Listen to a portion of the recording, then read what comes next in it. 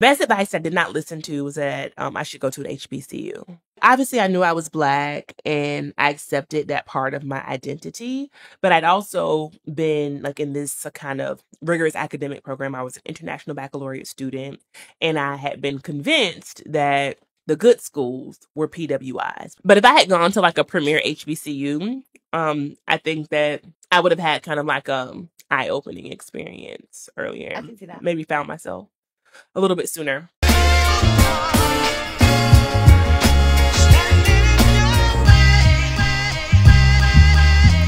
I will never be your hater, I'm your biggest fan. I hope it falls into place just how you planned it. Life could put you in a pickle, just make sure it's kosher. Lean on me like Bill Withers until you smell the roses. What's happening, fam? L.A.R. movement still moving. Subscribe or die trying. You see the thumbnail, more importantly, you see the clip. Why I chose a HBCU. I went to Southern. I graduated from Texas Southern. What happened was, like, because people, and I've dated people who were like, you went to a Black college, and I went to da-da-da-da-da, and I'm like, okay. And when I was younger, there were some factors involved, right? My older cousin, who was like a big brother to me, he went to HBCU. He went to Mississippi Valley State. So when he went to Mississippi Valley State, I was like, okay, all right. That was my, but I was a child. I wasn't, I was like 4th, 5th grade, not 4th, 5th grade, but when he went to school, I probably was in 6th grade, 6th, 7th grade, something like that. When he graduated college, I was a freshman in high school the next year. So I learned about that then. So that was my first introduction to it. Then I found out a couple of my uncles went. I was like, oh, okay. And then in Chicago, if y'all don't know, like Chicago State is in Chicago. That's a HBCU. But is it? I forget. But anyway, what happened along the way was I used to see people coming back to school, and they went to predominantly white institutions. I saw people that were really smart and really responsible, and then they leave, and then they come back, say that that Christmas break, or you see them in the summer, and they look completely different. And I wasn't worried about the people who was on BS. I was worried about the people who was like, oh, they going places. Too many of them came back and looked completely different. Whether they were overweight, whether they were smoked out, like people who didn't do drugs came back just doped up. And I'm like, what happened? And some people will go, okay, well, they couldn't handle the workload or the classes. It's like, no, they couldn't handle the racism. Like, they went from a predominantly Black high school to predominantly white college, and they couldn't handle all of the nuances of not just racism, but white people being inconsiderate or using racism to their advantage. From the teachers to the students, it was always something, and it made them like hermits. They stay in their rooms, they eat a lot, they'll smoke, they'll find other Black kids, and but it changed them, because it was like, oh, I can't do this.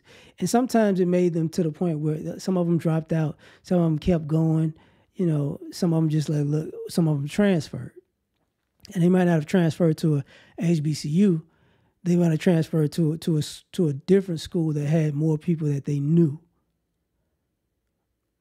So other, whether it's from our same high school or friends and family from other high schools that, oh, a bunch of us went to this college and that college and that college. So for me, I was born in the South. So I was going back to the South anyways. I'm not staying in Chicago. Too cold, playboy. And I got some offers to go other places.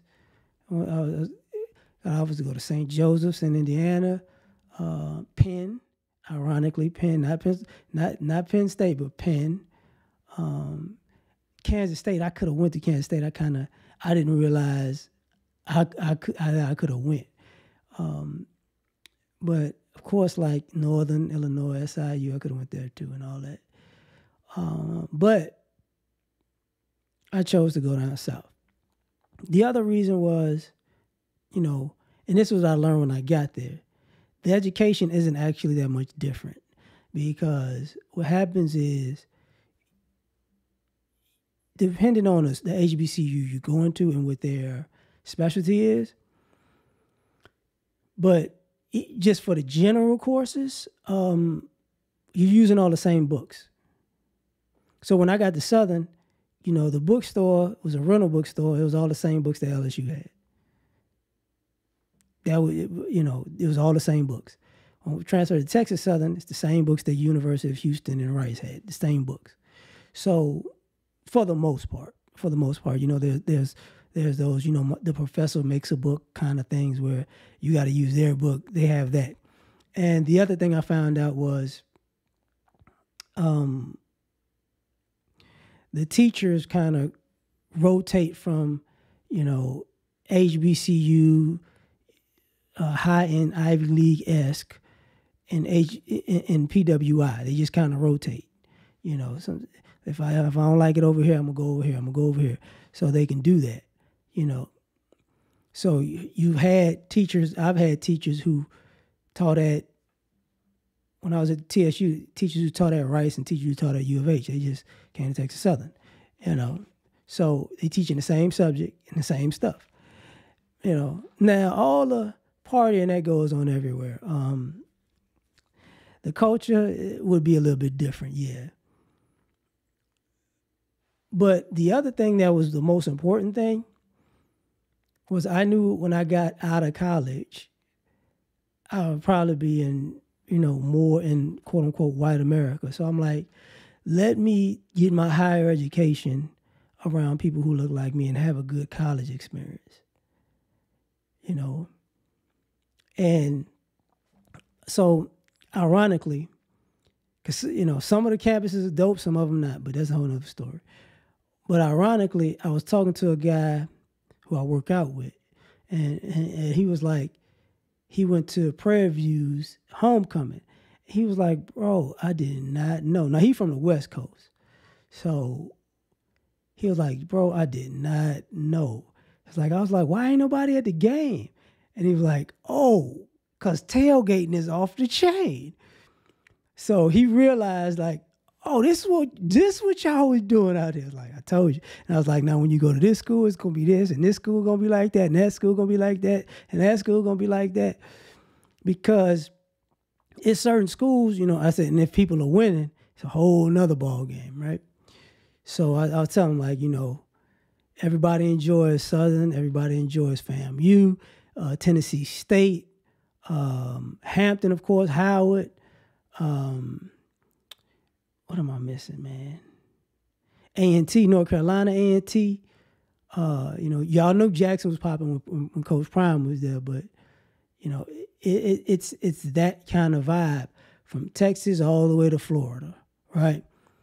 You know, so the alumni come back, people have a ball, like, especially when you win. And when you losing, it's just like everywhere else. It's like, I say PWIs are different because it looks different when they're losing, because they have so many students that it makes everything look like, oh, everybody's here. But truth be told, ain't nobody like supporting that stuff, you know, because it's a free game for the students. So think about it.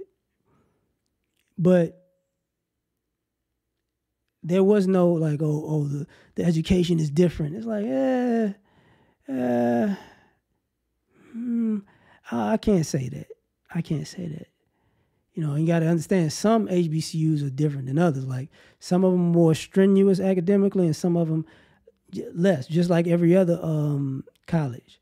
So, but for me, those are the reasons, and I don't regret it, man. I thoroughly enjoyed my time, and I went through a lot of stuff outside of just education while I was in college, and I wouldn't take back those days for nothing. It's like some of the best times of my life. But that's my message to y'all. Like, share, subscribe, or die trying. Catch y'all on the next one. Peace. You ever been at the top of the universe? I'm gonna take you there.